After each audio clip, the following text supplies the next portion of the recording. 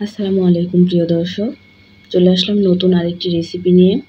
আজকের পর্বে তৈরি করে দেখাবো কাঁঠালের মালপোয়া পিঠা বা তেল পিঠা। এটাকে অনেকে পাকান পিঠাও বলে থাকেন। এটা একবার তৈরি করলে বারবার খেতে মন চাইবে। এই পিঠাটা অনেক ক্রিস্পিও হয়।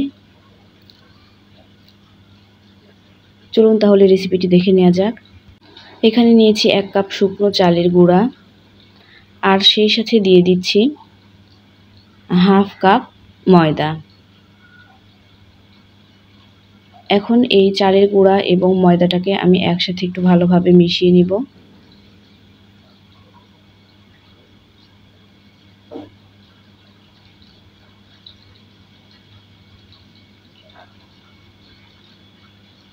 মেশানো হয়ে গেলে এর মধ্যে আমি দিয়ে দিচ্ছি 1/3 কাপ পরিমাণ কাঁঠালের রস। এই কাঁঠালের রসটাকে আমি কাঁঠালের কোয়া থেকে বিচিটা বের করে সেটাকে হাত দিয়ে চিপে ছাঁকনিতে ছেঁকে রস বের করে নিয়েছি। এই রসটাকে আমি একটু আটার সাথে মিশিয়ে নিচ্ছি।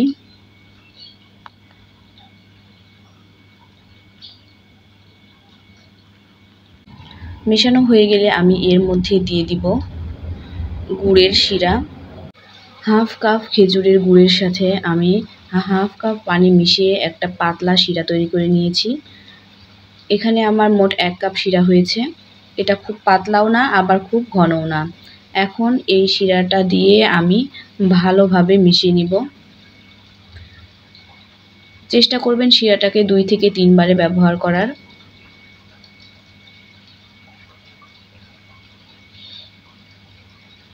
শিরাটা দিয়ে আমি আটার সাথে শিরাটাকে খুব ভালোভাবে মিশিয়ে নিব।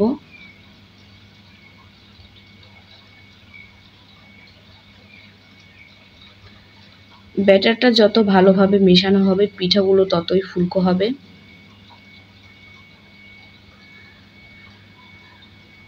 তাই অল্প অল্প করে শিরা দিয়ে আমি ভালোভাবে মিশিয়ে নিচ্ছি। এই শিরাটা জাল করে নিয়েছিলাম এবং এটা খুব গরমও না আবার ঠান্ডাও না, কুসুম গরম অবস্থায় এই শিরাটা দিয়ে ব্যাটারটা তৈরি করে নিতে হবে।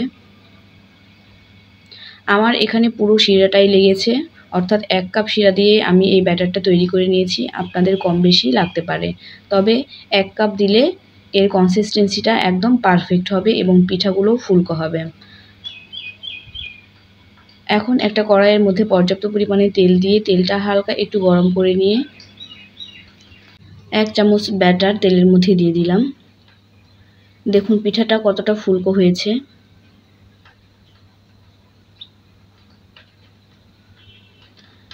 উল্টে পাল্টে অপর পাশে ভালো করে ভেজে নিব। ভেজে নেওয়ার পরে এটাকে তেল থেকে তুলে নিচ্ছি। চুলার জালটা লো করে রেখে এই পিঠাগুলোকে একটু সময় নিয়ে ভাজলে এর চারপাশটা অনেকটা ক্রিস্পি হবে এবং পিঠাগুলো ফুলকোও হবে।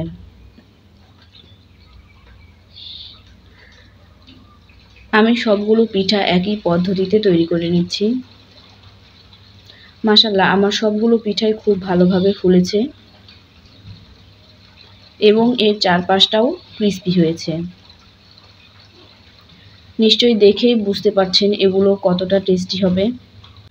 আমার এই রেসিপি যদি আপনারা হুবহু ফলো করেন তাহলে আপনাদের পিঠাগুলো আমার মতো এরকম ফুলকো হবে এবং ক্রিস্পি হবে। আমি সবগুলো পিঠা তৈরি করে নিয়েছি।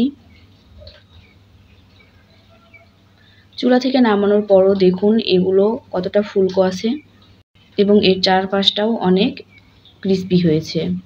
একটা পিঠা আমি আপনাদেরকে ভেঙে দেখাচ্ছি। দেখুন এর ভেতরেরটাও কতটা সুন্দর হয়েছে। ঠান্ডা হয়ে যাওয়ার পরও এই পিঠাটা নরম থাকবে। তাই চেষ্টা করবেন আমার এই রেসিপি ফলো করে একবার হলেও বাসায় ট্রাই করার।